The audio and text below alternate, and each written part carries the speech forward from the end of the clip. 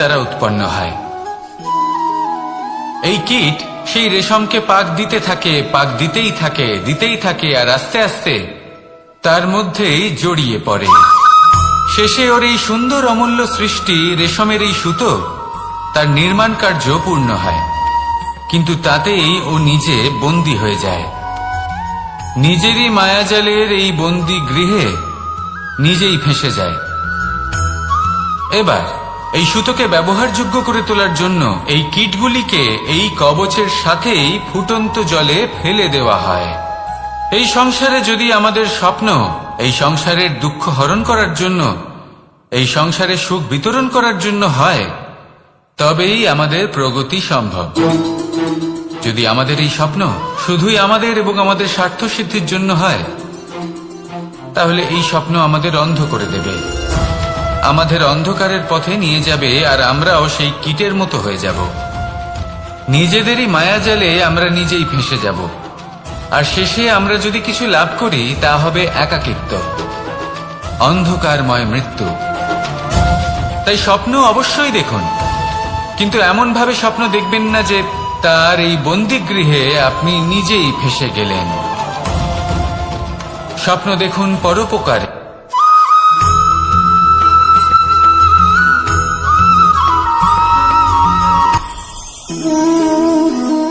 শক্তি এক অত্যন্ত বিচিত্র বস্তু, বা বলতে পারেন অনুভূতি। পিতা সবসময় চান যেন তিনি তার শক্তি পুত্রকে। আসুন আপনাকে সহজে বোঝাই।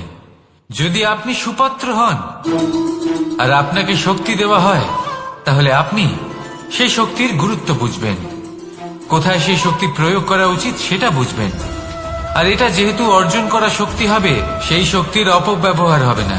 কিন্তু যদি এই আপনি কুপাত্র হন আর যদি আপনাকে এই শক্তি দেওয়া হয়, তাহলে কি হবে?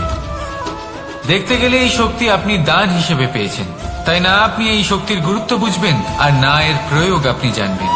তার অপব্যবহার হওয়া সুনিশ্চিত। তাই যদি আপনি কোনো শক্তি অর্জন করতে চান, তাহলে আগে তার যোগ্য হয়ে উঠুন, পুত্র নয় পাত্র হয়ে উঠুন। আর আমার সাথে ভালোবেসে বলুন, রাধা রাধা।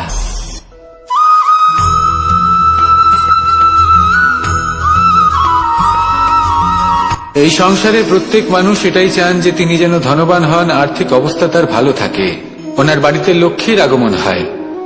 কিন্তু সেটা হবে কি করে, সেটাই হলো প্রশ্ন। কেউ বলেন যে যদি পরিশ্রম করো তাহলে ধন অর্জন সম্ভব, কেউ বলেন যে যদি বিদ্যা লাভ হয় তবেই ধন অর্জন সম্ভব, কেউ বলেন যে যদি বলশালী হও তবেই সম্পন্ন থাকবে। ভালো কথা, যদি তাই হয়ে থাকে, তবে দিনমজুর সারা দিন পরিশ্রম করেন, তিনি কেন ধনী হন না? অনেকজন বিদ্বান মানুষ আছেন এই সংসারে, তারা কেন ধনবান হন না? অনেক সংখ্যক বলশালী ব্যক্তি আছেন, তাদের কাছে ধন নেই কেন? তাদের কেন ধনের অভাব হয়? আবার এমনও কিছু মানুষ আছেন যারা পরিশ্রম করেন, তারা দিনমজুর, কিন্তু তারা ধন অর্জন করতে পারেন। কিছু বিদ্বান ব্যক্তি আছেন যাদের কাছে অধিক মাত্রায় ধন রয়েছে, কয়েকজন বলশালী ব্যক্তি রয়েছেন যাদের কাছে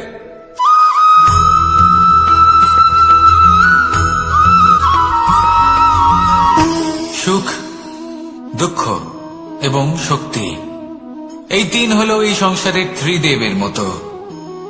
আমাদের জীবনে যা কিছু ঘটছে এই তিনটির ভিত্তির উপরেই হচ্ছে। আসলে এই সংসারের একটা নিয়ম আছে, যখনই আপনি কিছু লাভ করেন, এই সংসার আপনার পরীক্ষা নেয়। এটা জানার জন্য আপনার পরীক্ষা নেয় যে আপনি যা কিছুই লাভ করেছেন, আপনি কি আদৌ সেটার যোগ্য কিনা। ঠিক সেইভাবেই এই সুখ, দুঃখ এবং শক্তি আপনার পরীক্ষা নিয়ে থাকে। যখন সুখ আসে তখন সে আপনার পরীক্ষা নেয় যে আপনার মধ্যে অহংবোধ জাগ্রত হয়নি তো। যদি অহংবোধ চলে আসে তাহলে সুখ সেখানেই সঙ্গ ত্যাগ করে। দুঃখ আপনার ধৈর্যের পরীক্ষা নিতে থাকে, আর যদি আপনার মধ্যে ধৈর্য না থাকে তাহলে এটা আপনাকে আরো বেশি দুঃখের গভীর অন্ধকারে ঠেলে দেবে। সেখানে শক্তি পরীক্ষা নেয় আপনার বিনম্রতার। যদি আপনি বিনম্র না হন তাহলে হয় এই শক্তি আপনার সঙ্গ ত্যাগ করবে, নয় এই শক্তি বিনম্রতার অভাবে আপনার পতনের কারণ হতে পারে। এই সংসারে যে কোনো ব্যক্তি যিনি এই পরীক্ষায় উত্তীর্ণ হয়ে থাকেন, এই জীবনে তিনি সাফল্য লাভ করেন। আসুন আমার সাথে ভালোবেসে বলুন, রাধা রাধা।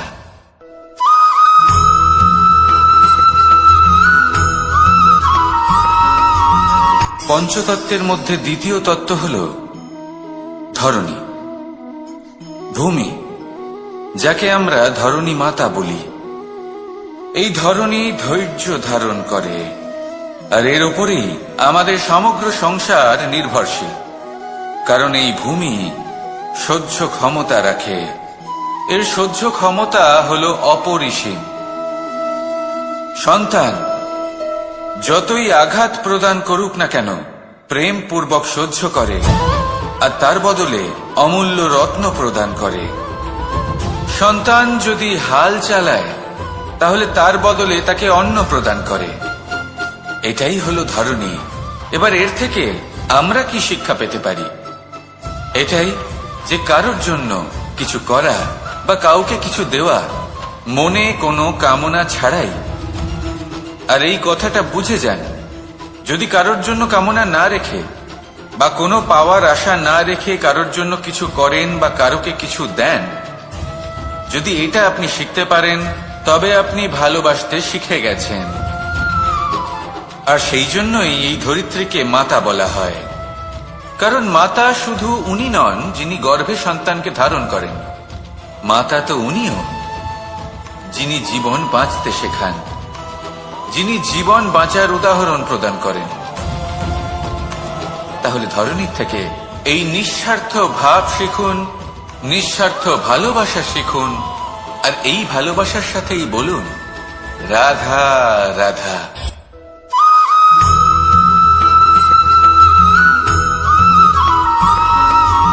মানুষ জন্মগ্রহণ করে, তার সাথে ভয়েরও জন্ম হয়। ছোটবেলা থেকেই আমাদের মনে কোনো না কোনো প্রকারের ভয় থেকেই যায়। কেউ এই বিষয়ে ভয় পায় যে তার কোনো বস্তু তার থেকে দূরে চলে যাবে, কেউ এই বিষয়ে ভয় পায় যে আমি নিজেকে হারিয়ে ফেলব, কেউ এই ভেবে ভয় পায় যে আমার প্রিয়জনেরা তারা যেন আমার থেকে দূরে না চলে যায়, কেউ এই ভেবে ভয় পায় যে আমরা যেন পথ না হারিয়ে ফেলি, আদি ইত্যাদি। কিন্তু সত্যি কথা বলতে, ভেবে দেখুন এই ভয় বাস্তবে কি? শুধুই একটা মনোস্থিতি, আর কিছুই নয়। যা কিছু আপনি জীবনে পেয়েছেন তা একদিন আপনাকে হারাতে হবে। এই জীবন হলো আপনারই, কিন্তু তাও একদিন সমাপ্ত হবে। তাই ভয় পেয়ে কি লাভ? এই ভয় শুধু আপনাকে জীবন যাপন করা থেকে বাধা দিচ্ছে, আর কিচ্ছু নয়। পথ হারিয়ে ফেললেই বুঝতে পারবেন যে নতুন পথ কিভাবে বানাতে হয়। কিছু মানুষকে জীবন থেকে হারালে তবেই আপনি বুঝবেন যে আপনার আপনজনকে। এই ভয়ের কারণে ভীত হয়ে থাকবেন না। এই তারা নক্ষত্র অন্ধকারের অভাবে গুরুত্ব হারায়। শিবকেও মহাদেব হবার জন্য বিষ পান করতে হয়েছিল। প্রত্যেক পরিস্থিতি, প্রত্যেক সাফল্য আপনার পরীক্ষা নেবে, তাতে উত্তীর্ণ হওয়া হলো আপনার কর্ম। যখনই আপনি ভয় পাবেন বা সংকটের সম্মুখীন হবেন, তখন সাহসের সাথে তার সম্মুখীন হন। মনে রাখবেন, যে সম্মুখীন হতে জানে, সাফল্য তার সাথে সবসময় থাকে। আসুন আর আমার সাথে ভালোবেসে বলুন, রাধা রাধা।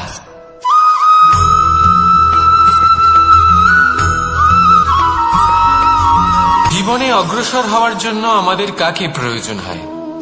মাতা পিতা, বন্ধু, প্রেম, সাহায্য, অর্থ, পরিশ্রম, আশা।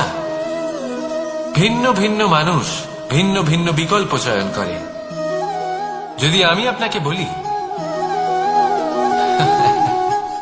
তাহলে জয় আর পরাজয়ের মন্ত্র দুটো শব্দের উপর নির্ভর করে, মেনে নেওয়া আর দৃঢ় হওয়া।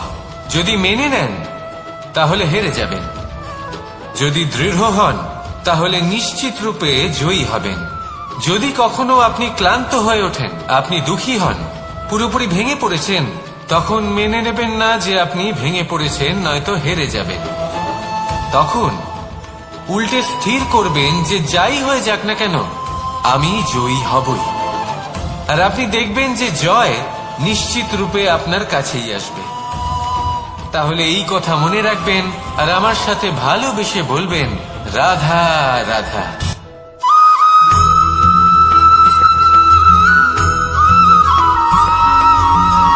এই সংসারে কোনো বস্তু হোক বা ব্যক্তি হোক, তার একার গুরুত্ব কিন্তু খুব বেশি নয়।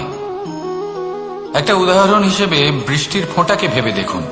যদি একটি বৃষ্টির ফোঁটা হয় তাহলে তার খুব বেশি গুরুত্ব থাকে না, কিন্তু যখন সহস্র বৃষ্টির ফোঁটা মেঘের মধ্যে দিয়ে ঝরে পড়ে তখন সেটা বর্ষার রূপ ধারণ করে। সেই বর্ষা যা এই প্রকৃতিকে শান্ত করে।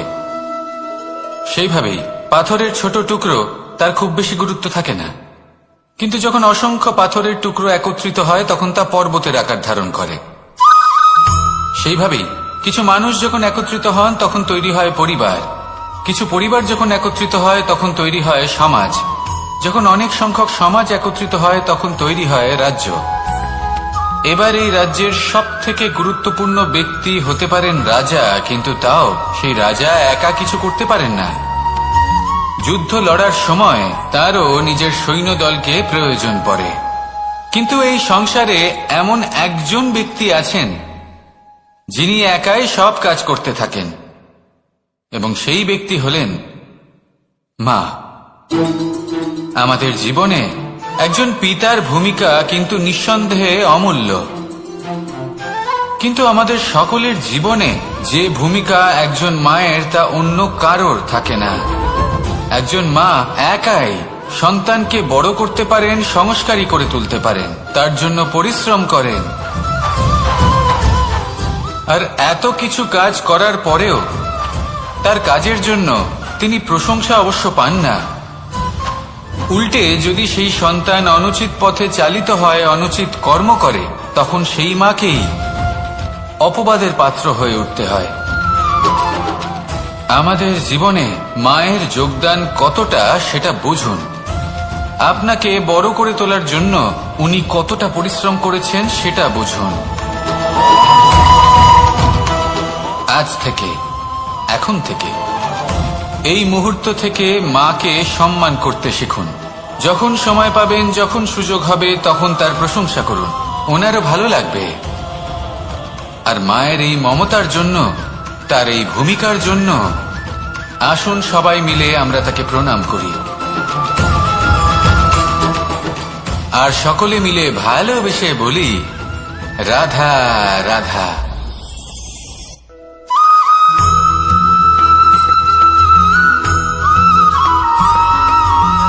এই সংসারের সব থেকে গুরুত্বপূর্ণ তত্ত্ব কোনটা?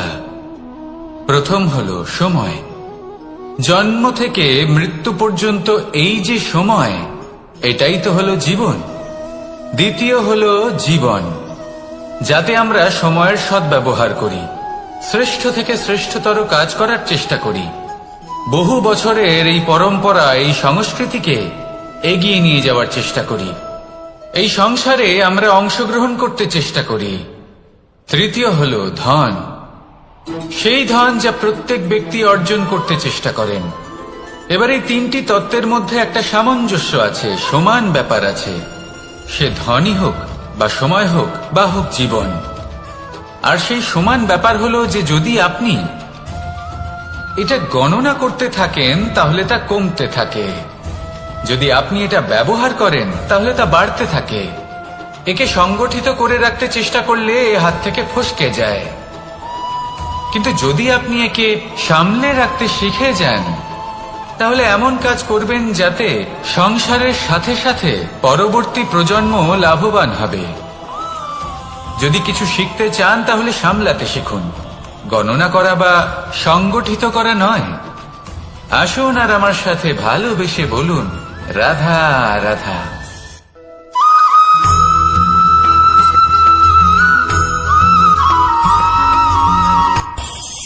এই সংসারে আমরা প্রকাশ কোথা থেকে পাই? এর উত্তর বড়ই সরল। ভোরে যখন সূর্যোদয় হয় তখন প্রকাশের কিরণ আমাদের ঘরে এসে পৌঁছয়। এইভাবেই আমরা প্রকাশ লাভ করি। এবার এই প্রকাশের আলোতেই আমরা সারাদিনের কাজ সম্পন্ন করি। সন্ধে হয়ে যায়, সূর্যাস্ত হয়ে যায়, আর আমাদের ঘর যাতে অন্ধকার না হয় তার জন্য আমরা একটা প্রদীপ প্রজ্বলিত করি। এটাই ঘটে আমাদের জীবনেও। এবার প্রবাহমান আয়ুর সাথে আমরা আমাদের অন্তরে যদি একটা প্রদীপ প্রজ্বলিত করে নিই, তাহলে বিষয়টাই অন্যরকম হবে। এবার আপনি বলবেন কোন প্রকাশের কথা বলছি যা আমাদের অন্তরে জাগ্রত করা সম্ভব? আমাদের আত্মার মাঝে প্রেমের প্রকাশ জাগ্রত করার কথা বলছি। কারণ আমাদের এই জীবন এও হলো দিনের আলোর মতো। আজ প্রকাশ আছে, কিন্তু কোনোদিন অবশ্যই অস্ত হবে। কিন্তু অস্ত হবার আগে যদি আমরা আমাদের আত্মার মাঝে প্রেমের এই প্রকাশ উজ্জ্বলিত করে নিই, তাহলে আমাদের সন্ধ্যাকালও আমরা আনন্দে এবং প্রেমে যাপন করব। তাহলে আসুন আর আমার সাথে ভালোবেসে বলুন, রাধা রাধা।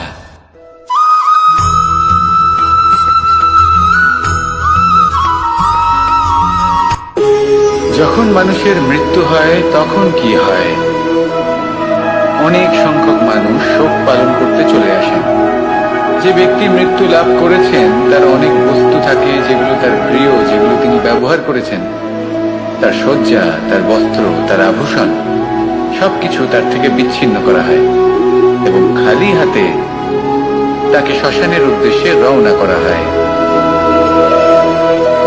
আমি আপনাকে এই প্রশ্ন করতে চাই, আপনি এই সংসারে কি অর্জন করেছেন?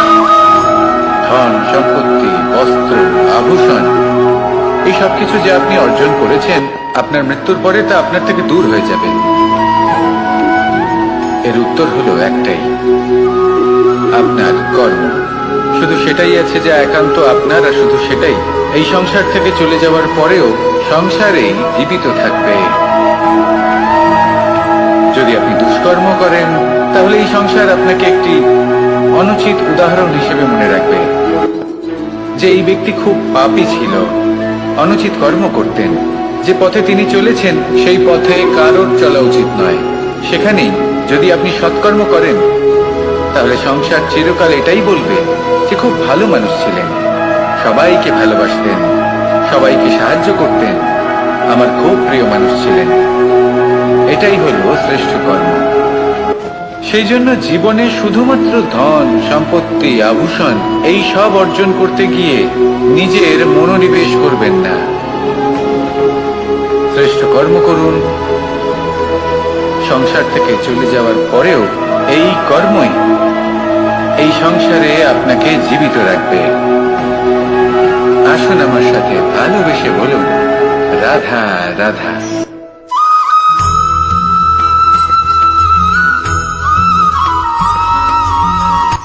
এই সংসারে সাফল্য লাভ করার জন্য জ্ঞানের প্রয়োজন হয়, পরিশ্রমের প্রয়োজন হয়, দৃঢ় নিষ্ঠার প্রয়োজন হয়, নিরন্তর চেষ্টা করা প্রয়োজনীয়।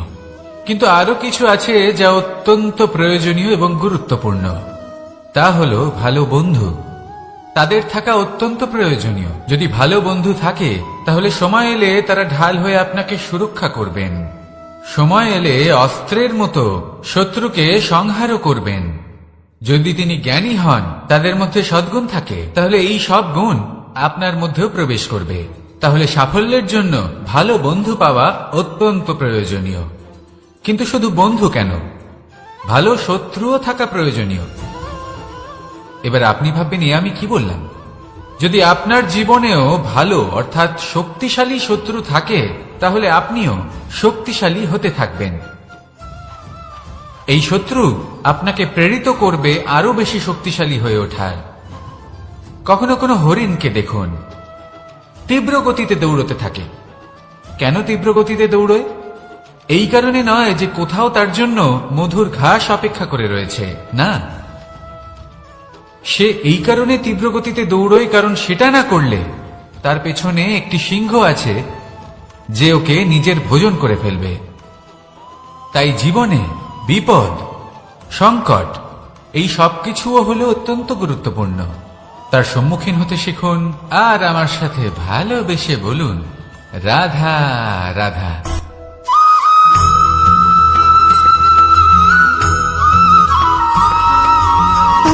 সুখ দুঃখ এবং শক্তি। এই তিন হলো এই সংসারের ত্রিদেবের মতো।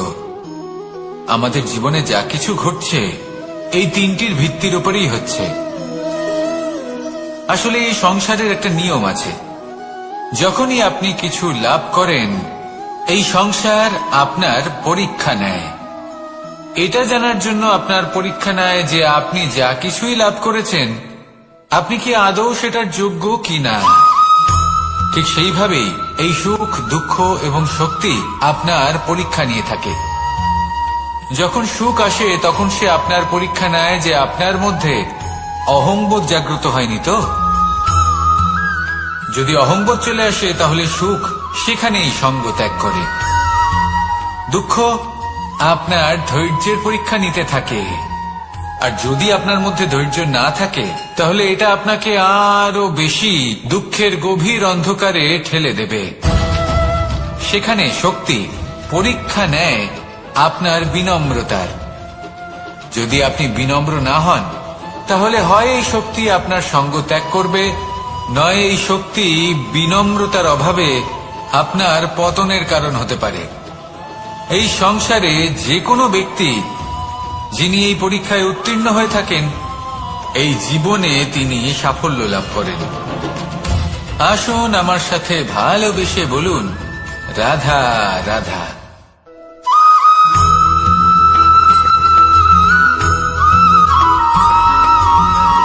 পুরুষার্থ।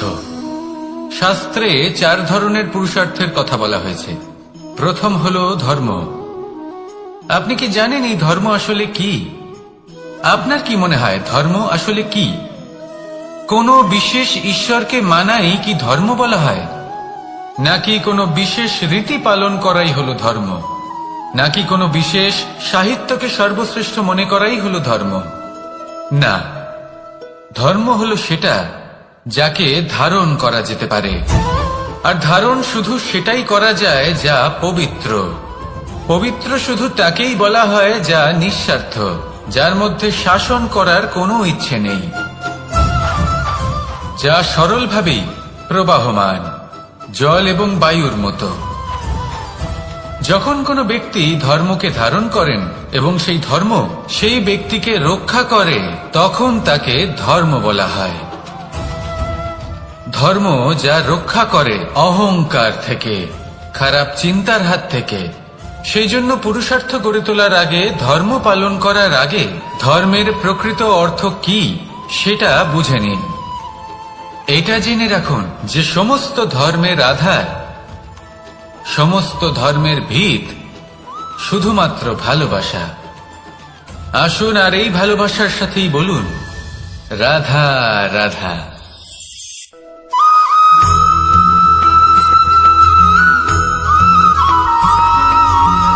এই সংসারে সবথেকে বেশি কোমল বস্তু হলো রেশম। এই রেশম এতটাই কোমল হয় যে এর পুরো একটা থান শুধুমাত্র একটা হাতে ধরা সম্ভব। কখনো ভেবে দেখেছেন এই রেশম কিভাবে হয়? একটি কীট তার লালার দ্বারা উৎপন্ন হয়। এই কীট সেই রেশমকে পাক দিতে থাকে, পাক দিতেই থাকে, দিতেই থাকে, আর আস্তে আস্তে তার মধ্যেই জড়িয়ে পড়ে। শেষে ওর এই সুন্দর অমূল্য সৃষ্টি রেশমের এই সুতো তার নির্মাণ কার্য পূর্ণ হয়, কিন্তু তাতেই ও নিজে বন্দী হয়ে যায়।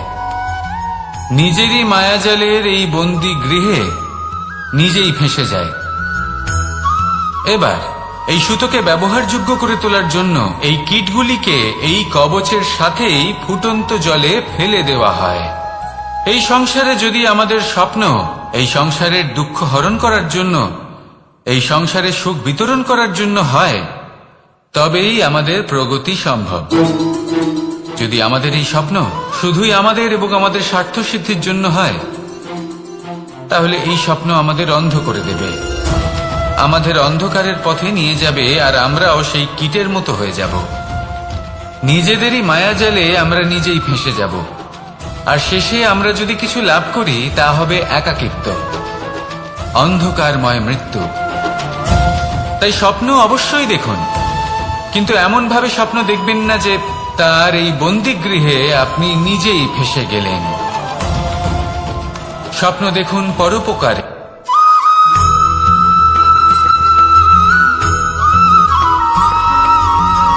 কেউ বলে জীবন খুব ক্ষণস্থায়ী, কেউ বলে জীবন হলো একটা সুন্দর স্বপ্নের মতো, আবার কেউ বলবে জীবন হলো এক কঠোর সত্য। কিন্তু জীবন আসলে কি?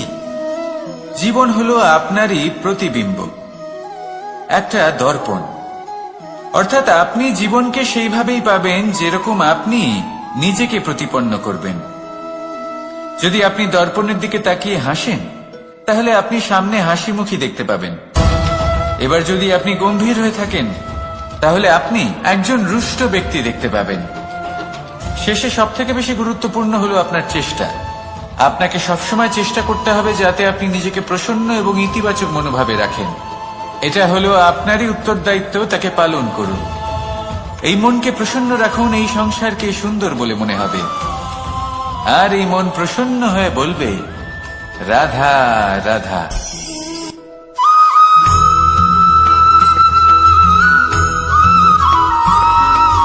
জীবনে যখন কোনো ব্যক্তি নিজের লক্ষ্য প্রাপ্তির জন্য নিরন্তর পরিশ্রম করতে থাকেন, চেষ্টা করতে থাকেন, তখন তিনি কষ্ট অনুভব করেন। কখনো শারীরিক কষ্ট, কখনো মানসিক কষ্ট। এবার উনি এটা ভাবতে থাকেন যে আমি কি উচিত করছি নাকি অনুচিত করছি। কারণ অন্যদিকে এমন একজন ব্যক্তিও আছেন যিনি একদমই পরিশ্রম চেষ্টা করছেন না। তিনি মদিরা পান করেন, বিলাসিতায় জীবন কাটান, অলস প্রকৃতির হয়ে ওঠেন, নিদ্রাতে বিলীন হয়ে থাকেন আর ভাবেন যে তিনি সুখ লাভ করছেন। কিন্তু এরকম কেন হয়? কারণ যখন আমরা সৎ পথে থাকি, উচিত পথে চলি, লক্ষ্য প্রাপ্ত করার জন্য চেষ্টা করতে থাকি, তখন আমাদের ভেতরে থাকা নেতিবাচক শক্তি এবং পাপ এই দেহকে ত্যাগ করে দেয়। আর এই অনুভূতিটাই আমাদের দুঃখের অনুভূতি দেয়, কষ্ট দেয়।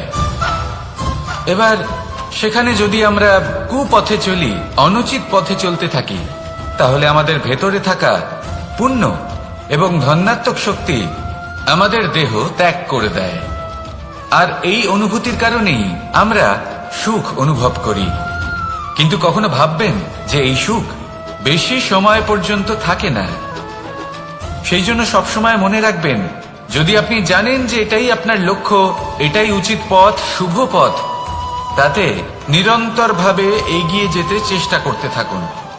এই কষ্ট আপনাকে সুখের পরাকাষ্ঠায় কখন পৌঁছে দেবে তা আপনি জানতেই পারবেন না। আসুন আমার সাথে ভালোবেসে বলুন, রাধা রাধা।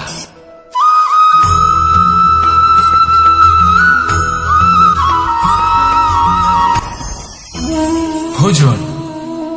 এবার ভোজন সংগ্রহ করার জন্য মানুষ কি না করেন, সব সময় চেষ্টা করতে থাকেন।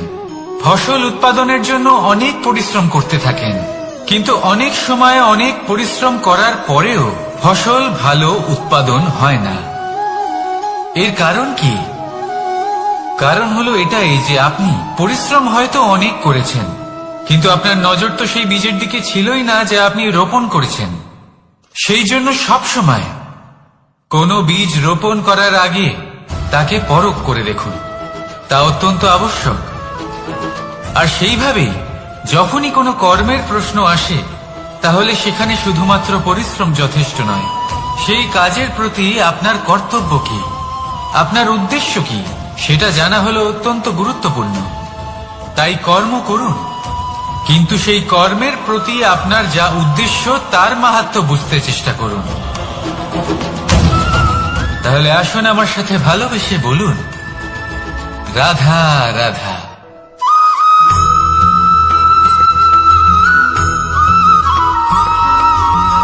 পিতা আর পুত্রের সম্পর্ক অত্যন্ত মধুর হয়ে থাকে। পিতা স্বপ্ন দেখেন, তাকে পূর্ণ করার সকল সম্ভাব্য চেষ্টা করেন, কিন্তু তাও অনেক সময় ওনার স্বপ্ন অপূর্ণ থেকে যায়। তখন পিতা ভাবেন যে স্বপ্ন উনি পূর্ণ করতে পারেননি, ওনার সন্তান তা অবশ্যই পূরণ করবে। যে স্থানে উনি কখনো পৌঁছতে পারেননি, সেই স্থানে ওনার পুত্র অবশ্যই পৌঁছবে। পিতা নিজের সন্তানের ভবিষ্যৎ নিয়ে সেই স্বপ্ন দেখেন, আর যখন সেই সন্তান সামনে এগোতে থাকে তখন তার দুঃখ হয় না, বরং গর্ব হয়। ওনার ভালো লাগে এটা দেখে যে ওনার সন্তান অনেক উন্নতি করছে। কিন্তু যখন সন্তান নিজের অভিভাবকের শক্তি দেখে, তার যশ দেখে হিংসা করতে থাকে, সমস্যা সেইখানেই শুরু হয়। সেই জন্য সকল সন্তানকে এটা মনে রাখতে হবে। দেখুন, পুত্র হবার সুবাদে, এক সন্তান হবার সুবাদে এটা হলো আপনার অধিকার যে আপনি আপনার পিতার থেকে বেশি উন্নতি করবেন। আপনার পিতাও এটাই চান, কিন্তু সুস্থভাবে এটা করুন। একটা রেখা টেনে নিন যাতে আপনি তাতে এগোতে পারেন আর আপনার পিতার তাতে গর্ববোধ হয়, আর সেই বিষয়ে দুঃখ না হয় যে আমার সন্তান আমাকেই ছোট করার চেষ্টা করছে। ইতিহাস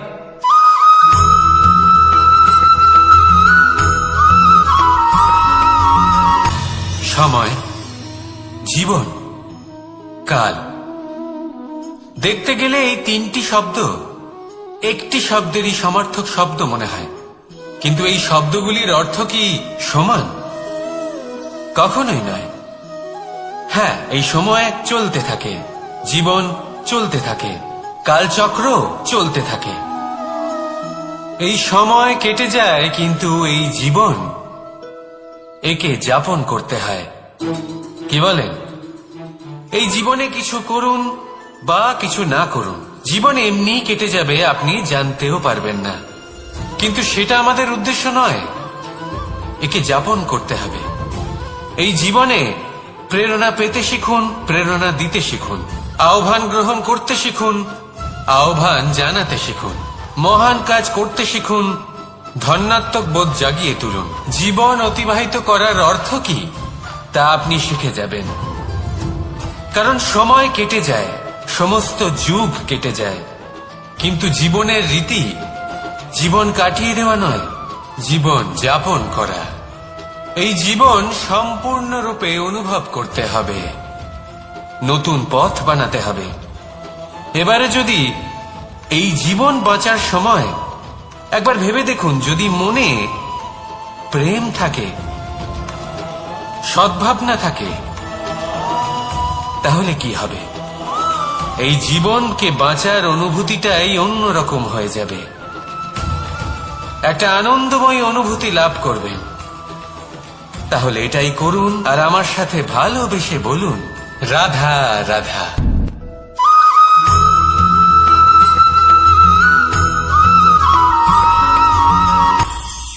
এটা হলো ধান গাছ। এর থেকে যে চাল উৎপন্ন হয় তা মানুষ গ্রহণ করেন। আর এটা কি? এ হলো জংলি ঘাস। একবার ভেবে দেখুন, যদি এই জংলি ঘাস ধান গাছের আশেপাশে থাকে তাহলে কি হবে? ধান উৎপন্ন হতে পারবে? তা উৎকৃষ্ট হতে পারবে? আমরা কি তা গ্রহণ করতে পারবো? কখনোই নয়। এই জংলি ঘাস ধানকে নষ্ট করে দেবে, কিন্তু নিজে জীবিত থাকবে। এটাই হলো আজকের শিক্ষা। এই সংসারে যদি আপনি নীতির পথে চলতে চান, উচিত কর্ম করতে চান, সংসারকে সেবা করতে চান, তাহলে জংলি ঘাসের মতো ব্যক্তিদের থেকে সবসময় দূরে থাকতে হবে। সেই ব্যক্তি যারা দুর্নীতি এবং মিথ্যা দ্বারা পরিপূর্ণ, যাদের ব্যবহার অশুভ, যাদের অনেক অশুভ গুণ রয়েছে, তারা সঠিক নয়। সেই সকল ব্যক্তি যাদের চরিত্র অত্যন্ত দুষ্ট হয়, তারা হয় শুভ চরিত্রের ব্যক্তিকে একদম নষ্ট করে দেয়, নয় নিজের মতো বানিয়ে তোলে। তাই যদি আপনি নীতির পথে চলতে চান, এই সংসারের জন্য শুভ কর্ম করতে চান, তাহলে সেই সঙ্গ লাভ করুন যে সঙ্গ জ্ঞানে পরিপূর্ণ, যাদের মধ্যে অনেক গুণ আছে, যাদের থেকে প্রতিদিন কিছু শিখতে পারবেন। এমন ব্যক্তির সাথে জীবন অতিবাহিত করুন, দুরাচারীদের থেকে দূরে থাকুন। তবেই এই মন প্রসন্ন হয়ে বলবে, রাধা রাধা।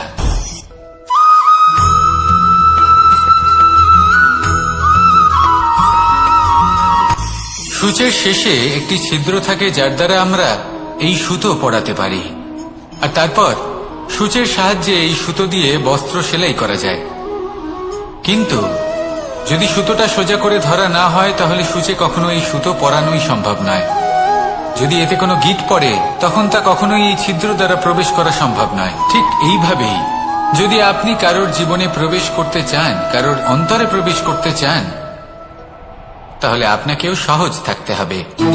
এতে কোনো গিঁট থাকলে চলবে না, অর্থাৎ মনে যাতে কোনো মালিন্য না থাকে, যেন কোনো কুচিন্তা না থাকে। যদি এসব থাকে তাহলে আপনি কখনো কারোর জীবনে প্রবেশ করতে পারবেন না। আর যদি কোনোভাবে আপনি প্রবেশ করেও যান তাহলে তার মনে ঘর করতে পারবেন না। নিজেকে এই সুতোর মতন করে তুলুন, সহজ। মনে যেন কোনো কুচিন্তা না থাকে, সবার প্রতি যেন সদ্ভাবনা থাকে, শুভ চিন্তা থাকে। এমনটা করতে থাকুন। এমন একটা দিন আসবে যেদিন এই সমস্ত সংসারের ব্যক্তির মনে আপনি বাস করবেন, আর তখন এই মন প্রসন্ন হয়ে বলবে, রাধা রাধা।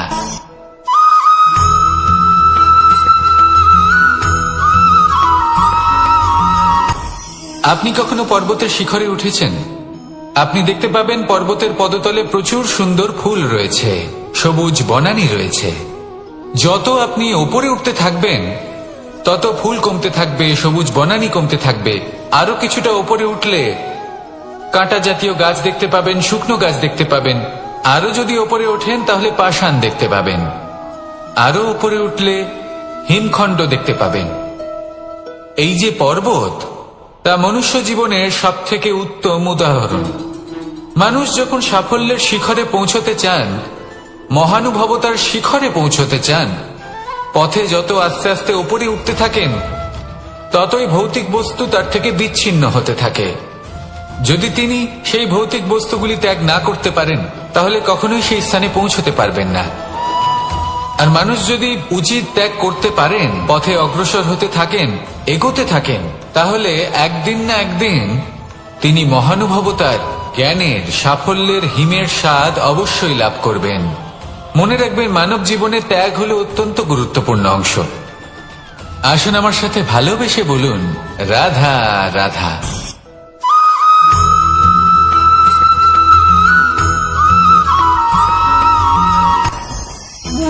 ভোজন।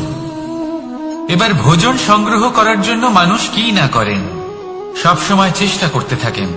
ফসল উৎপাদনের জন্য অনেক পরিশ্রম করতে থাকেন, কিন্তু অনেক সময় অনেক পরিশ্রম করার পরেও ফসল ভালো উৎপাদন হয় না। এর কারণ কি? কারণ হলো এটাই যে আপনি পরিশ্রম হয়তো অনেক করেছেন, কিন্তু আপনার নজর তো সেই বীজের দিকে ছিলই না যা আপনি রোপণ করেছেন। সেই জন্য সব সময় কোনো বীজ রোপণ করার আগে তাকে পরখ করে দেখুন, তা অত্যন্ত আবশ্যক। আর সেইভাবেই যখনই কোনো কর্মের প্রশ্ন আসে তাহলে সেখানে শুধুমাত্র পরিশ্রম যথেষ্ট নয়, সেই কাজের প্রতি আপনার কর্তব্য কি, আপনার উদ্দেশ্য কি, সেটা জানা হলো অত্যন্ত গুরুত্বপূর্ণ। তাই কর্ম করুন, কিন্তু সেই কর্মের প্রতি আপনার যা উদ্দেশ্য তার মাহাত্ম্য বুঝতে চেষ্টা করুন। তাহলে আসুন আমার সাথে ভালোবেসে বলুন, রাধা রাধা।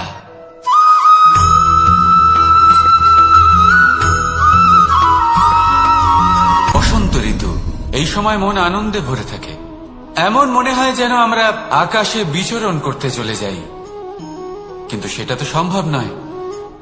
সেই জন্য হয়তো আমরা ঘুড়ি ওড়াই, এই ঘুড়িকে নিজেদের প্রতিরূপ মনে করে। এবার অনেক মানুষ আছেন যারা ঘুড়ি ওড়ান, কিন্তু এই কর্মের সারমর্ম কি সেটা কজন বুঝতে পারেন? আপনি এটা মনে করুন যে আপনি হলেন সেই ঘুড়ি, আর এই সুতো যিনি ধরে রয়েছেন তিনি হলেন পরমাত্মা। আর এই সুতো যেখান থেকে শুরু হয় সেই লাটাই হলো আমাদের কর্মচক্র।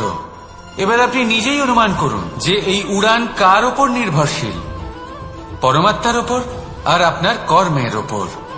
যদি পরমাত্মা আপনার হাত ধরে থাকেন, আপনার সাথে থাকেন, যদি আপনি শুভ কর্ম করতে থাকেন, আপনি এই আকাশে উড়তে থাকবেন। কিন্তু কোথাও কোথাও যদি পরমাত্মার সাথে এই বন্ধন ছিন্ন হয়, আপনার কর্মচক্র খারাপ হয়ে যায় বা থেমে যায়, তাহলে আপনার এই ঘুড়ি কেটে যাবে আর দূরে কোনো গাছের ডালে গিয়ে আটকে যাবে।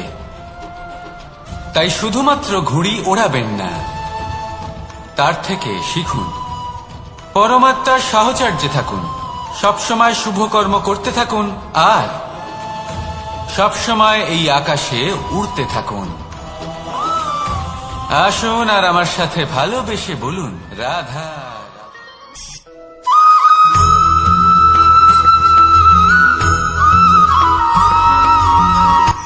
এই সংসারে সাফল্য লাভ করার জন্য জ্ঞানের প্রয়োজন হয়, পরিশ্রমের প্রয়োজন হয়, দৃঢ় নিষ্ঠার প্রয়োজন হয়, নিরন্তর চেষ্টা করা প্রয়োজনীয়।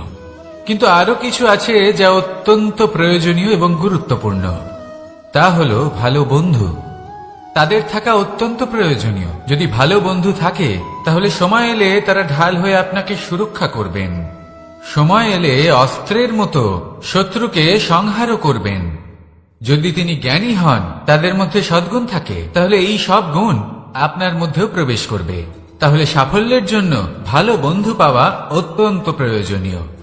কিন্তু শুধু বন্ধু কেন, ভালো শত্রুও থাকা প্রয়োজনীয়। এবার আপনি ভাববেন, আমি কি বললাম? যদি আপনার জীবনেও ভালো অর্থাৎ শক্তিশালী শত্রু থাকে, তাহলে আপনিও শক্তিশালী হতে থাকবেন। এই শত্রু আপনাকে প্রেরিত করবে আরো বেশি শক্তিশালী হয়ে ওঠার। কখনো কোনো হরিণকে দেখুন, তীব্র গতিতে দৌড়তে থাকে। কেন তীব্র গতিতে দৌড়য়? এই কারণে নয় যে কোথাও তার জন্য মধুর ঘাস অপেক্ষা করে রয়েছে, না। সে এই কারণে তীব্র গতিতে দৌড়য় কারণ সেটা না করলে তার পেছনে একটি সিংহ আছে যে ওকে নিজের ভোজন করে ফেলবে।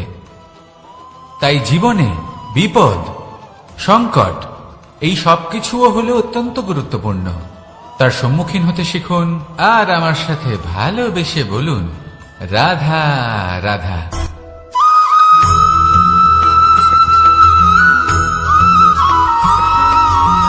ভালোই, শুধু ওনাদের কঠোর ব্যবহার দেখলে আমরা একটু ভয় পেয়ে যাই। এবার ওনাদের এই কঠোর ব্যবহার আমাদের ভালো না লাগলেও অত্যন্ত আবশ্যক, কারণ মাতার থেকে আমরা যে শক্তি লাভ করি তা যেন নিয়ন্ত্রণ হারিয়ে বিধ্বংসী না হয়ে ওঠে। আমরা যেন কোনো কুপথে না চলে যাই, আমরা কখনো যেন দোষ না করে ফেলি। শুধু সেই জন্য পিতা এবং গুরু একটু কঠোর হয়ে ওঠেন, এবং ওনাদের এই কঠোর আচরণ ভবিষ্যতে গিয়ে আমরা অবশ্যই বুঝতে পারি। জীবনে কিছু বছর আমরা এগিয়ে যাই আর তারপর আমরা বুঝতে পারি যে বাবা এবং গুরু আমাদের যথেষ্ট ভালোবাসতেন, কিন্তু ওনাদের ভালোবাসার বহিঃপ্রকাশ আলাদা। প্রয়োজনীয় হলো এটা দেখার, এটা বোঝার যে শুরু থেকে আমাদের প্রতি ওনাদের আচরণ কেমন ছিল। ওনাদের কঠোর হওয়ার পেছনে ওনাদের ভালোবাসাটা বোঝার চেষ্টা করুন, ওনাদের চিন্তাটা বোঝার চেষ্টা করুন, ওনাদের পথপ্রদর্শনের আড়ালে আপনার ভবিষ্যতের জন্য যে পরিকল্পনা ওনারা করেছেন সেটা বোঝার চেষ্টা করুন। তখন আপনারা বুঝতে পারবেন ওনাদের ভালোবাসাকে। আপনার মনের মধ্যে আপনা থেকেই ওনাদের প্রতি সম্মান জেগে উঠবে। নিজের পিতা এবং নিজের গুরু এই দুজনের প্রতি কৃতজ্ঞতা প্রকাশ করুন আর আমার সাথে ভালোবেসে বলুন, রাধা রাধা।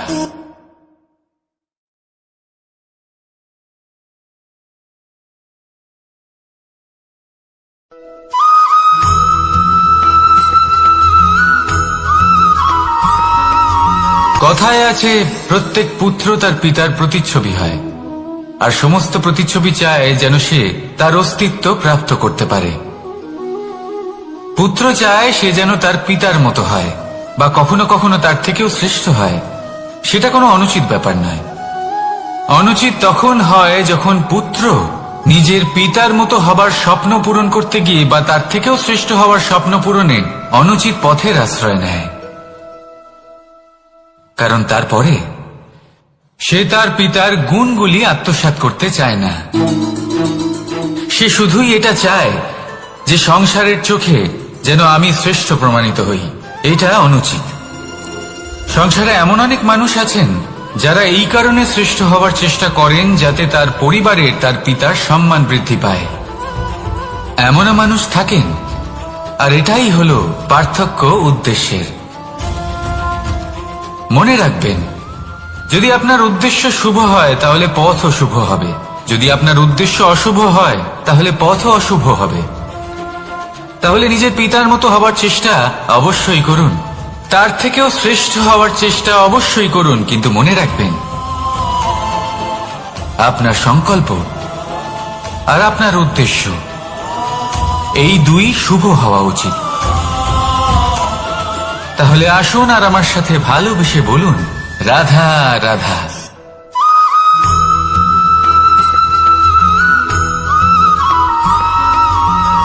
আপনি কখনো কোনো বাজকে নিজের বাসা বানাতে দেখেছেন? এই বাজ যখনই কোনো বাসা বানায় তখন উঁচু গাছের ডালে বা কোনো পর্বতের শিখরে বাসা বানায়, অনেক উচ্চতায়, আর সেখানে তার সন্তানও জন্মগ্রহণ করে। যখন এই সন্তানেরা জন্মায় তখন এই বাজ খুবই ভালোবেসে এবং খুব সাবধানে এদের পালন পোষণ করে, নিজের ঠোঁট দিয়ে তাদের ঠোঁটে খাবার পরিবেশন করে। কিন্তু যেই সেই সন্তানেরা হৃষ্টপুষ্ট হয়ে যায় এবং সেই কথা বাজ নিজে বুঝতে পেরে যায়, সেই বাজ নিজেই সেই বাসা ছিন্ন ভিন্ন করে দেয়। সেই সন্তান যাদের সবেমাত্র ডানা গজিয়েছে, কিভাবে উঠতে হয় তারা জানে না, সেই সন্তানগুলিকে উচ্চতা থেকে ঠেলে দেয়। সেই সন্তান প্রথমে ভয়ভীত হয়ে যায়, তারা সামনে মৃত্যুকে দেখতে পেয়ে ভয়ের কারণে তাদের ডানা ঝাপটাতে থাকে, আর সেই প্রক্রিয়াতেই সেই সন্তানগুলি উড়তে শুরু করে দেয়। এবার এই ঘটনায় আমরা কি শিক্ষা পেতে পারি? এটাই, যদি আপনি মাতা পিতা হন তাহলে নিজের সন্তানকে অবশ্যই স্নেহ করুন, কিন্তু তাদেরকে নিজের আঁচলের তলায় বেঁধে রাখবেন না। যদি আপনি চান আপনার সন্তান জীবনে উন্নতি করুক, তাহলে নিজের মুঠো থেকে তাদের স্বতন্ত্র করে দিন, এই সংসারে সংঘর্ষ করতে দিন। সেই সন্তান নিজেই বুঝতে পারবে যে জন্মের সময় পাওয়া ডানা কি করে ব্যবহার করতে হয়, আর আপনার চোখের সামনে আপনার সন্তান এই আকাশে উড়তে থাকবে। তাহলে আসুন আমার সাথে ভালোবেসে বলুন, রাধা রাধা।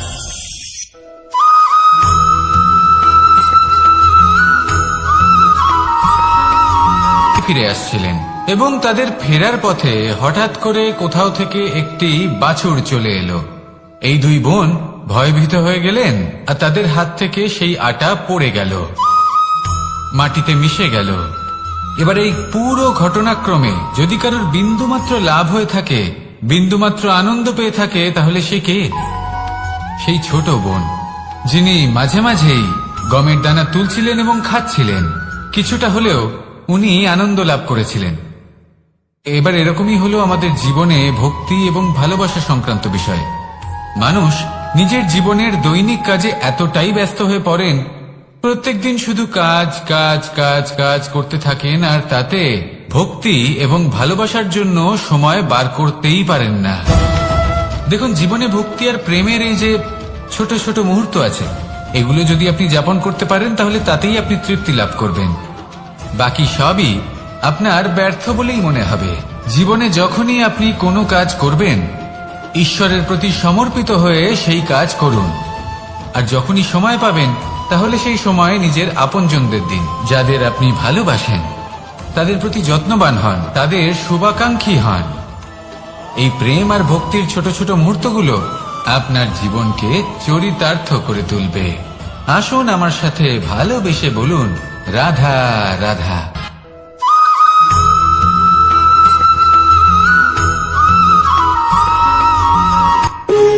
যখন মানুষের মৃত্যু হয় তখন কি হয়?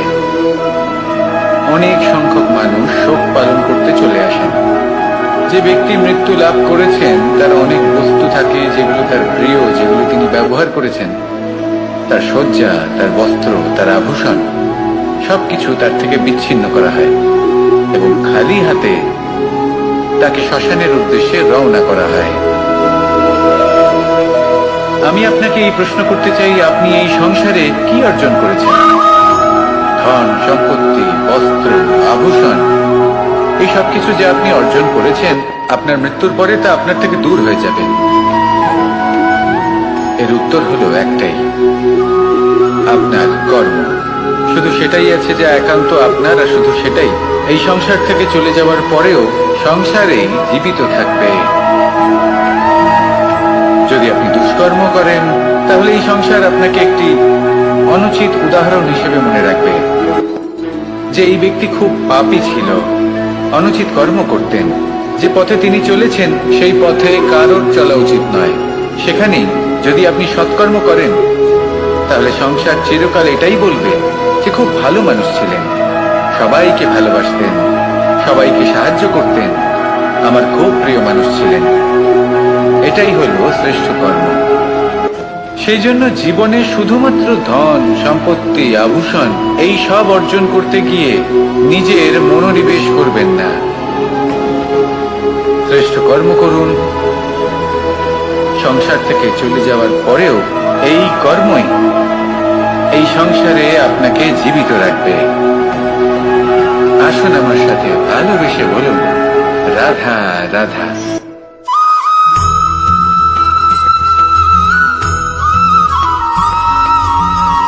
পুরুষার্থ। শাস্ত্রে 4 ধরনের পুরুষার্থের কথা বলা হয়েছে। প্রথম হলো ধর্ম। আপনি কি জানেন এই ধর্ম আসলে কি? আপনার কি মনে হয় ধর্ম আসলে কি? কোনো বিশেষ ঈশ্বরকে মানাই কি ধর্ম বলা হয়? নাকি কোনো বিশেষ রীতি পালন করাই হলো ধর্ম? নাকি কোনো বিশেষ সাহিত্যকে সর্বশ্রেষ্ঠ মনে করাই হলো ধর্ম? না, ধর্ম হলো সেটা যাকে ধারণ করা যেতে পারে। আর ধারণ শুধু সেটাই করা যায় যা পবিত্র।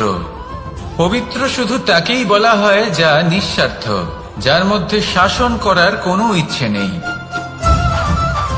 যা সরলভাবেই প্রবাহমান, জল এবং বায়ুর মতো।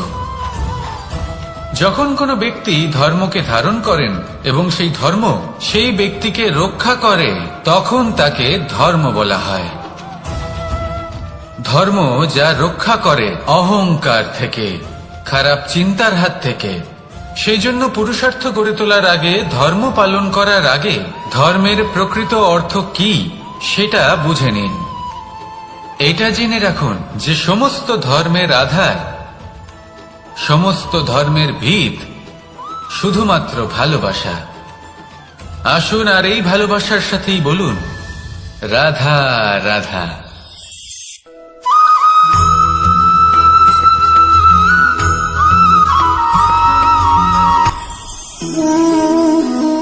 শক্তি এক অত্যন্ত বিচিত্র বস্তু, বা বলতে পারেন অনুভূতি। পিতা সবসময় চান যেন তিনি তার শক্তি পুত্রকে। আসুন আপনাকে সহজে বোঝাই। যদি আপনি সুপাত্র হন আর আপনাকে শক্তি দেওয়া হয়, তাহলে আপনি সেই শক্তির গুরুত্ব বুঝবেন, কোথায় সেই শক্তি প্রয়োগ করা উচিত সেটা বুঝবেন। আর এটা যেহেতু অর্জন করা শক্তি হবে, সেই শক্তির অপব্যবহার হবে না। কিন্তু যদি এই আপনি কুপাত্র হন আর যদি আপনাকে এই শক্তি দেওয়া হয়, তাহলে কি হবে? দেখতে গেলে এই শক্তি আপনি দান হিসেবে পেয়েছেন, তাই না আপনি এই শক্তির গুরুত্ব বুঝবেন আর না এর প্রয়োগ আপনি জানবেন। তার অপব্যবহার হওয়া সুনিশ্চিত। তাই যদি আপনি কোনো শক্তি অর্জন করতে চান, তাহলে আগে তার যোগ্য হয়ে উঠুন। পুত্র নয়, পাত্র হয়ে উঠুন। আর আমার সাথে ভালোবেসে বলুন, রাধা রাধা।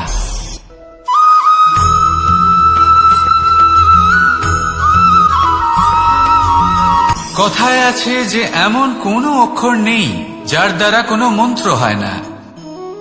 এমন কোনো বনস্পতি নেই যা নিজেই একটা ঔষধি নয়। পৃথিবীর এমন কোনো ব্যক্তি নেই যার মধ্যে কোনো যোগ্যতা থাকে না। শুধু প্রয়োজন হলো যে ব্যক্তিকে আমরা খুঁজে চলেছি তাকে সঠিকভাবে চিনে নেওয়া। যদি তার যোগ্যতা, তার বিশেষত্ব আমরা বুঝতেই না পারি, তাহলে আর লাভ কি রইল? এই সংসারে এমন অনেক ব্যক্তি রয়েছেন যারা ছোট ছোট অসফলতার কারণে আপনাকে এটা বলে দেবে যে আপনি কোনো কাজের নন, আপনি হলেন মূর্খ, আপনি কিছুই করতে পারবেন না।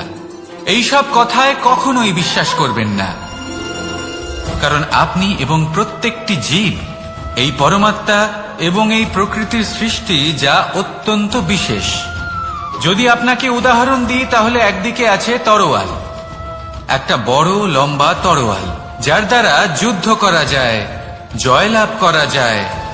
আর অন্যদিকে রয়েছে একটা ছোট্ট সূচ, কিন্তু যে কাজ একটা ছোট্ট সূচ করতে পারে তা একটা তরোয়াল দ্বারা সম্ভব নয়। এর অর্থ হলো এটাই যে প্রত্যেকটা রচনা অত্যন্ত অমূল্য এবং অত্যন্ত বিশেষ হয়। তাহলে বিশ্বাস রাখুন যে আপনি অত্যন্ত বিশেষ একজন, আর প্রেমের সাথে বলুন রাধা রাধা।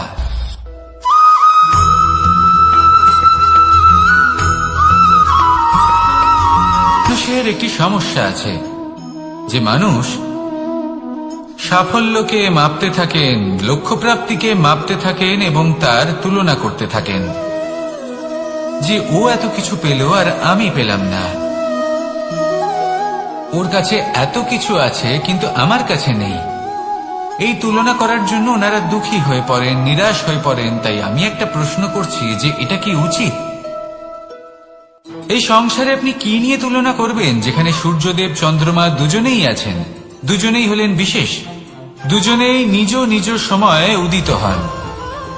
এদের মধ্যে একজন না থাকলে তাহলে আমাদের জীবন কঠিন হয়ে পড়বে। ঠিক সেইভাবেই আপনি যদি একটা বড় রেখা অঙ্কন করেন তাহলে অন্য রেখাটি ছোট হয়ে পড়ে না, সে তেমনই থাকে যেমনটা সে ছিল।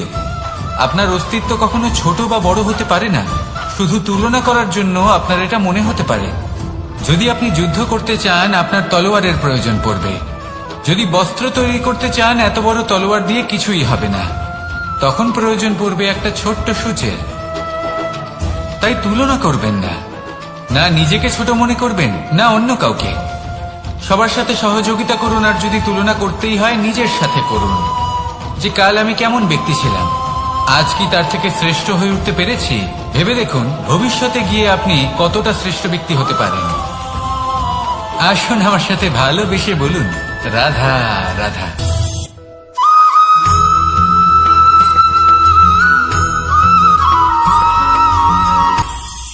এটা হলো ধান গাছ, এর থেকে যে চাল উৎপন্ন হয় তা মানুষ গ্রহণ করেন।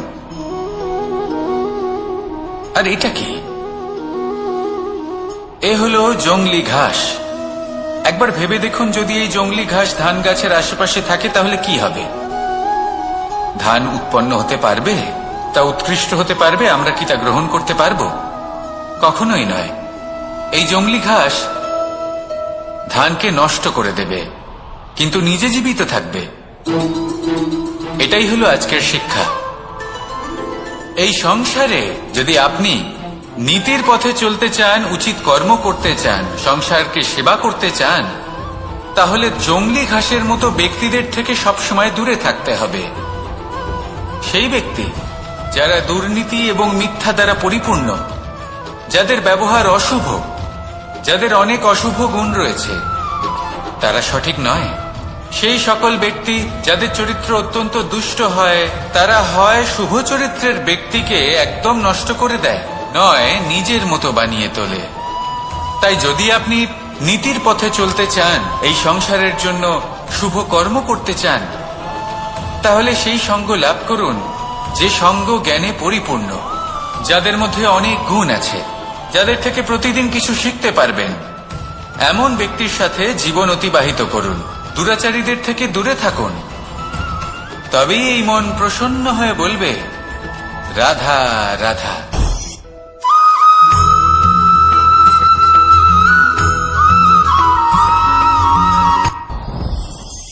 সাথী। সাথী এই শব্দটির ব্যাখ্যা কে কিভাবে করে? মিত্র, সখা, বন্ধু। কিন্তু অর্থ একটাই, তিনি যিনি আপনার সঙ্গী হন আর তিনি যার সাথী আপনি হন। এবার সব থেকে বড় প্রশ্ন হলো এটাই যে তিনি কে হতে পারেন যাকে আপনি আপনার সাথী বলে মেনে নিতে পারেন, নিজের সখা, নিজের মিত্র, নিজের বন্ধু মেনে নিতে পারেন। আপনার সাথী হলেন তিনি যিনি দুঃখের সময় আপনার পাশে থাকবেন, আপনার হাত ধরে থাকবেন। আপনার সাথী হলেন তিনি যার হাত আপনি নিজের সুখের দিনে ধরে থাকবেন। সেই সাথীরই হাত ধরুন যিনি দুঃখে সবসময় আপনাকে সাহায্য করার জন্য তৎপর হয়ে থাকেন, আপনার পাশে থাকেন, আর যাকে সুখের দিনে আপনি আপনার সাথে রাখতে পারেন। আর যখন আপনার সাথে আপনার এই সাথী থাকবে তখন আপনি এটা বুঝবেন যে যখন জীবনে দুঃখ আসে তখন এই দুঃখ কমে যায়, সবার মধ্যে ভাগ হয়ে যায়। আর যদি তখন সুখ আসে তাহলে সেটা সবার উপস্থিতিতে আরো বেড়ে যায়। এটাই হলো প্রেম, এটাই হলো ভালোবাসা, এটাই হলো সঙ্গ। যেমন সম্পর্ক আমার আর রাধার মাঝে। তাহলে আসুন আর আমার সাথে ভালোবেসে বলুন, রাধা রাধা।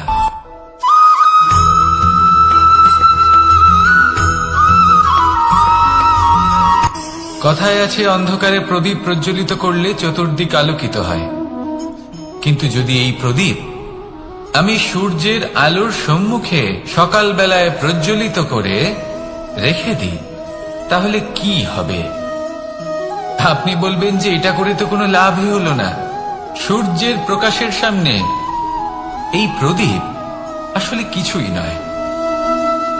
এবার এই চিন্তা ভাবনা প্রত্যেক দিন করতে হবে, আর একটা অমূল্য শিক্ষা পেতে হবে। মনে করুন যে আপনি মহাপুরুষের সামনে বসে আছেন, কোনো মহাজ্ঞানীর সামনে। তাহলে সেই ব্যক্তির সামনে নিজের জ্ঞানের প্রদীপ প্রজ্বলিত করবেন না, নীরব থাকুন। আর সেই ব্যক্তির সূর্যের প্রকাশের মতো জ্ঞান প্রাপ্ত করুন। যতটা পারবেন জ্ঞান লাভ করুন। যদি এমন কোনো সময়, এমন কোন স্থানে আপনি আছেন যেখানে চতুর্দিক অন্ধকার, কারোর কাছেই জ্ঞান নেই, সেখানে নিজের জ্ঞানের প্রদীপ প্রজ্বলিত করুন। এমন করলে দুদিক থেকেই আপনার লাভ হবে। আপনার জ্ঞান প্রাপ্তিও হবে, আর জ্ঞানের সঠিক প্রয়োগও করতে পারবেন। আর এই মন প্রসন্ন হয়ে বলবে, রাধা রাধা।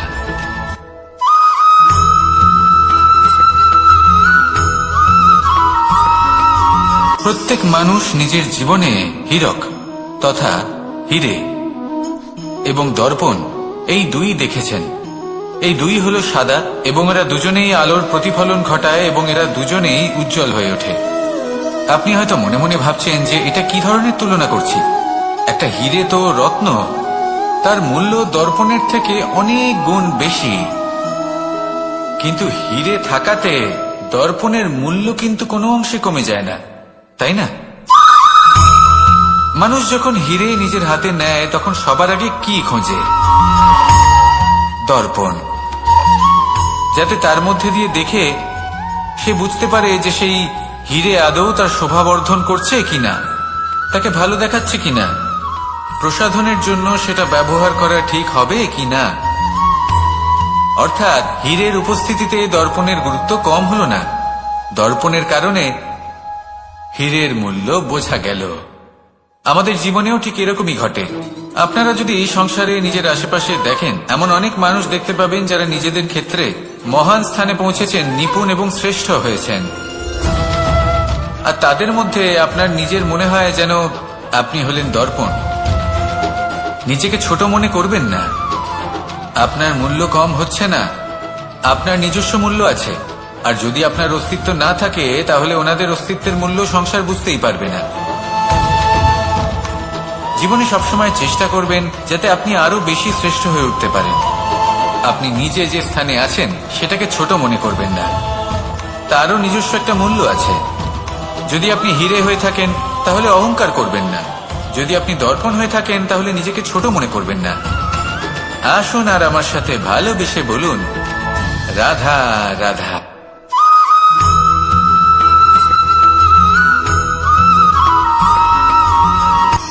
শক্তি, শক্তি অর্জন করা এতটা কঠিন নয় যতটা শক্তি লাভ করার পরে সেই শক্তি সামলানো কঠিন হয়। কারণ যেই মানুষ শক্তি লাভ করে তার মনে গর্ববোধ জন্মায়, জন্মায় অহংকার, জন্মায় জেদ। তাই শক্তি প্রাপ্ত করার সাথে বিনম্র থাকাও অত্যন্ত আবশ্যক। আর এটা আমাদের শেখা উচিত বৃক্ষের থেকে। বৃক্ষ যা আমাদের ফল দেয়, বৃক্ষ যা যত ফল দেয় ততটাই ঝুঁকে যায়। আমরা পাথর মারি ওই বৃক্ষের থেকে ফল প্রাপ্ত করার জন্য। সেই পাথরের মার সহ্য করেও বৃক্ষ আমাদের ফল দেয়। কোনো গর্ববোধ নেই, কোনো অহংকার বোধ নেই। আর সেই জন্য এই বৃক্ষের পুজো করা হয়। এটাই হলো মাহাত্ম্য শক্তির সাথে বিনম্রতার। যদি এই শক্তি সৃজন করে থাকে, সাহায্য করে থাকে, সম্বল হয়ে থাকে, তবেই সেই শক্তি উপযুক্ত। আর নয়তো সেই শক্তি একদিন আপনাকে আসক্ত অবশ্যই করবে। তাহলে শক্তি অবশ্যই অর্জন করুন, কিন্তু তার সাথে সেই শক্তি সামলানোর মতো বিবেকও আপনাকে অবশ্যই জাগ্রত করতে হবে।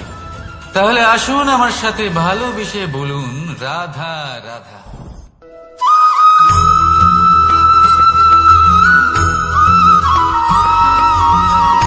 কথায় আছে, অন্ধকারে প্রদীপ প্রজ্বলিত করলে চতুর্দিক আলোকিত হয়। কিন্তু যদি এই প্রদীপ আমি সূর্যের আলোর সম্মুখে সকালবেলায় প্রজ্বলিত করে রেখে দিই, তাহলে কি হবে? আপনি বলবেন যে এটা করে তো কোনো লাভই হলো না। সূর্যের প্রকাশের সামনে এই প্রদীপ আসলে কিছুই নয়। এবার এই চিন্তা ভাবনা প্রত্যেক দিন করতে হবে, আর একটা অমূল্য শিক্ষা পেতে হবে। মনে করুন যে আপনি মহাপুরুষের সামনে বসে আছেন, কোন মহাজ্ঞানীর সামনে। তাহলে সেই ব্যক্তির সামনে নিজের জ্ঞানের প্রদীপ প্রজ্বলিত করবেন না, নীরব থাকুন। আর সেই ব্যক্তির সূর্যের প্রকাশের মতো জ্ঞান প্রাপ্ত করুন। যতটা পারবেন জ্ঞান লাভ করুন। যদি এমন কোন সময়, এমন কোন স্থানে আপনি আছেন যেখানে চতুর্দিক অন্ধকার, কারোর কাছেই জ্ঞান নেই, সেখানে নিজের জ্ঞানের প্রদীপ প্রজ্বলিত করুন। এমন করলে দুদিক থেকেই আপনার লাভ হবে। আপনার জ্ঞান প্রাপ্তিও হবে, আর জ্ঞানের সঠিক প্রয়োগও করতে পারবেন। আর এই মন প্রসন্ন হয়ে বলবে, রাধা রাধা।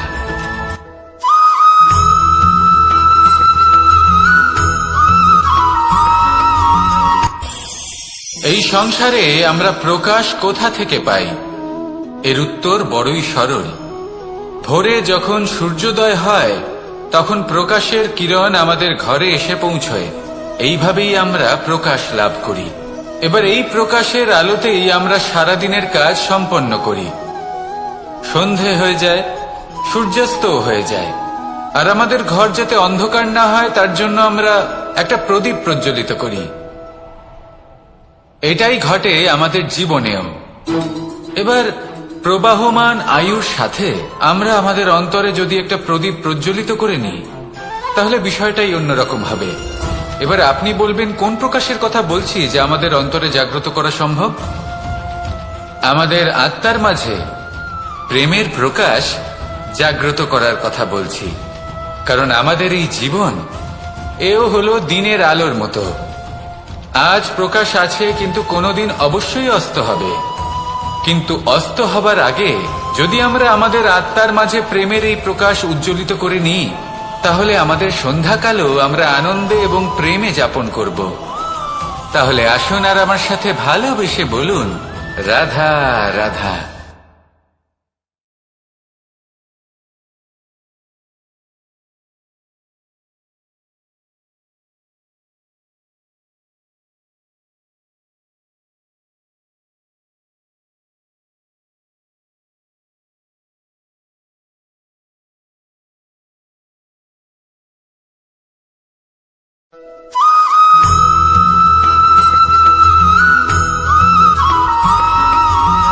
কথায় আছে যে এমন কোনো অক্ষর নেই যার দ্বারা কোনো মন্ত্র হয় না।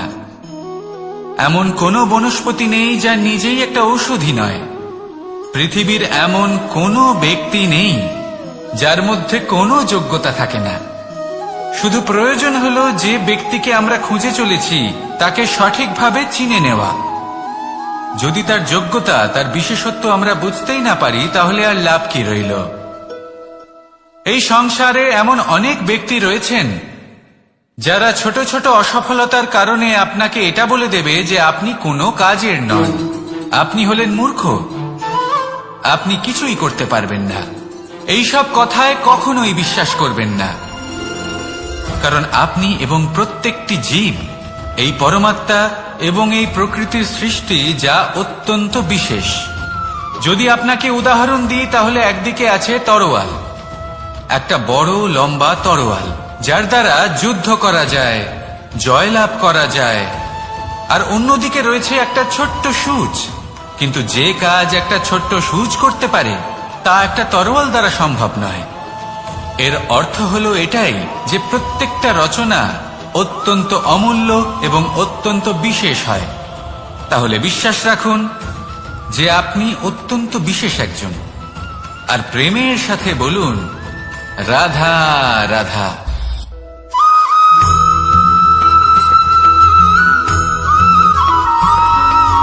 জীবনে যখন কোনো ব্যক্তি নিজের লক্ষ্য প্রাপ্তির জন্য নিরন্তর পরিশ্রম করতে থাকেন, চেষ্টা করতে থাকেন, তখন তিনি কষ্ট অনুভব করেন, কখনো শারীরিক কষ্ট, কখনো মানসিক কষ্ট। এবার উনি এটা ভাবতে থাকেন যে আমি কি উচিত করছি নাকি অনুচিত করছি, কারণ অন্যদিকে এমন একজন ব্যক্তিও আছেন যিনি একদমই পরিশ্রম চেষ্টা করছেন না। তিনি মদিরা পান করেন, বিলাসিতায় জীবন কাটান, অলস প্রকৃতির হয়ে ওঠেন, নিদ্রাতে বিলীন হয়ে থাকেন আর ভাবেন যে তিনি সুখ লাভ করছেন। কিন্তু এরকম কেন হয়?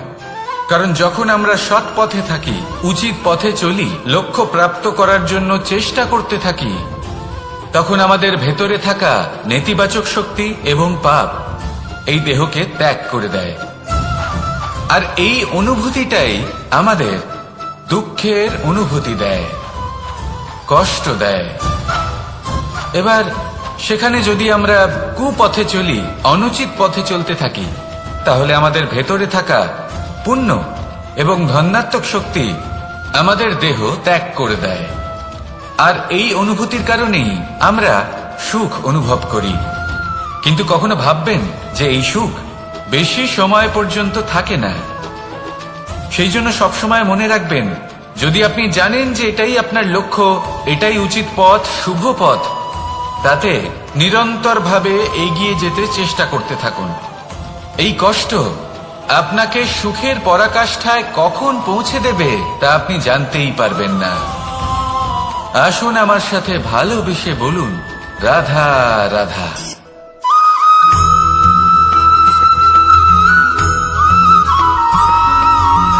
এই দড়িটা দেখুন, ছোট ছোট রেশম দ্বারা তৈরি, এটা সরু সুতো দ্বারা তৈরি হয়েছে এটা, আর এ অত্যন্ত কোমলও বটে। আর আপনি চাইলে এটা সোজাও করে দিতে পারেন, আর চাইলে এটা বেঁকিয়েও দিতে পারেন, আর যদি চান তাহলে এটা গোল গোল করে বেঁধে কোথাও রেখেও দিতে পারেন।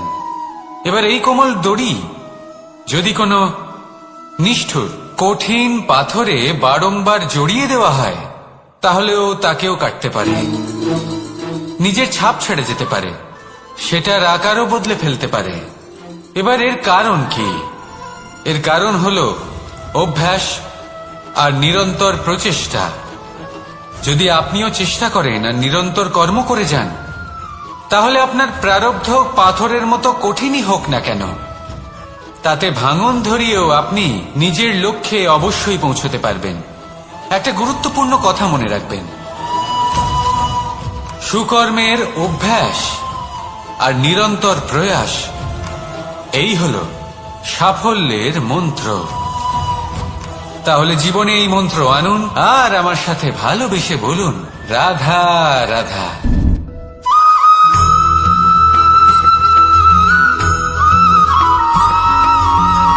এই সংসারে কোনো বস্তু হোক বা ব্যক্তি হোক, তার একার গুরুত্ব কিন্তু খুব বেশি নয়। একটা উদাহরণ হিসেবে বৃষ্টির ফোঁটাকে ভেবে দেখুন। যদি একটি বৃষ্টির ফোঁটা হয় তাহলে তার খুব বেশি গুরুত্ব থাকে না, কিন্তু যখন সহস্র বৃষ্টির ফোঁটা মেঘের মধ্যে দিয়ে ঝরে পড়ে, তখন সেটা বর্ষার রূপ ধারণ করে। সেই বর্ষা যা এই প্রকৃতিকে শান্ত করে। সেইভাবেই পাথরের ছোট টুকরো, তার খুব বেশি গুরুত্ব থাকে না, কিন্তু যখন অসংখ্য পাথরের টুকরো একত্রিত হয় তখন তা পর্বতের আকার ধারণ করে। সেইভাবেই কিছু মানুষ যখন একত্রিত হন তখন তৈরি হয় পরিবার, কিছু পরিবার যখন একত্রিত হয় তখন তৈরি হয় সমাজ, যখন অনেক সংখ্যক সমাজ একত্রিত হয় তখন তৈরি হয় রাজ্য। এবার এই রাজ্যের সবথেকে গুরুত্বপূর্ণ ব্যক্তি হতে পারেন রাজা, কিন্তু তাও সেই রাজা একা কিছু করতে পারেন না। যুদ্ধ লড়ার সময় তারও নিজের সৈন্যদলকে প্রয়োজন পড়ে। কিন্তু এই সংসারে এমন একজন ব্যক্তি আছেন যিনি একাই সব কাজ করতে থাকেন, এবং সেই ব্যক্তি হলেন মা। আমাদের জীবনে একজন পিতার ভূমিকা কিন্তু নিঃসন্দেহে অমূল্য, কিন্তু আমাদের সকলের জীবনে যে ভূমিকা একজন মায়ের তা অন্য কারোর থাকে না। একজন মা একাই সন্তানকে বড় করতে পারেন, সংস্কারী করে তুলতে পারেন, তার জন্য পরিশ্রম করেন। আর এত কিছু কাজ করার পরেও তার কাজের জন্য তিনি প্রশংসা অবশ্য পান না। উল্টে যদি সেই সন্তান অনুচিত পথে চালিত হয়, অনুচিত কর্ম করে, তখন সেই মাকেই অপবাদের পাত্র হয়ে উঠতে হয়। আমাদের জীবনে মায়ের যোগদান কতটা সেটা বুঝুন। আপনাকে বড় করে তোলার জন্য উনি কতটা পরিশ্রম করেছেন সেটা বুঝুন। আজ থেকে, এখন থেকে, এই মুহূর্ত থেকে মাকে সম্মান করতে শিখুন। যখন সময় পাবেন, যখন সুযোগ হবে, তখন তার প্রশংসা করুন, ওনারও ভালো লাগবে। আর মায়ের এই মমতার জন্য, তার এই ভূমিকার জন্য আসুন সবাই মিলে আমরা তাকে প্রণাম করি, আর সকলে মিলে ভালোবেসে বলি, রাধা রাধা।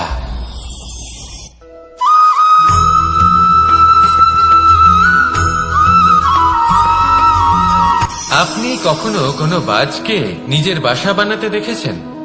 এই বাজ যখনই কোনো বাসা বানায় তখন উঁচু গাছের ডালে বা কোনো পর্বতের শিখরে বাসা বানায়, অনেক উচ্চতায়, আর সেখানে তার সন্তানও জন্মগ্রহণ করে। যখন এই সন্তানেরা জন্মায় তখন এই বাজ খুবই ভালোবেসে এবং খুব সাবধানে এদের পালন পোষণ করে, নিজের ঠোঁট দিয়ে তাদের ঠোঁটে খাবার পরিবেশন করে। কিন্তু যেই সেই সন্তানেরা হৃষ্টপুষ্ট হয়ে যায় এবং সেই কথা বাজ নিজে বুঝতে পেরে যায়, সেই বাজ নিজেই সেই বাসা ছিন্ন ভিন্ন করে দেয়। সেই সন্তান যাদের সবেমাত্র ডানা গজিয়েছে, কিভাবে উঠতে হয় তারা জানে না, সেই সন্তানগুলিকে উচ্চতা থেকে ঠেলে দেয়। সেই সন্তান প্রথমে ভয়ভীত হয়ে যায়। তারা সামনে মৃত্যুকে দেখতে পেয়ে ভয়ের কারণে তাদের ডানা ঝাপটাতে থাকে, আর সেই প্রক্রিয়াতেই সেই সন্তানগুলি উড়তে শুরু করে দেয়। এবার এই ঘটনায় আমরা কি শিক্ষা পেতে পারি? এটাই, যদি আপনি মাতা পিতা হন তাহলে নিজের সন্তানকে অবশ্যই স্নেহ করুন, কিন্তু তাদেরকে নিজের আঁচলের তলায় বেঁধে রাখবেন না। যদি আপনি চান আপনার সন্তান জীবনে উন্নতি করুক, তাহলে নিজের মুঠো থেকে তাদের স্বতন্ত্র করে দিন, এই সংসারে সংঘর্ষ করতে দিন। সেই সন্তান নিজেই বুঝতে পারবে যে জন্মের সময় পাওয়া ডানা কি করে ব্যবহার করতে হয়। আর আপনার চোখের সামনে আপনার সন্তান এই আকাশে উড়তে থাকবে। তাহলে আসুন আমার সাথে ভালোবেসে বলুন, রাধা রাধা।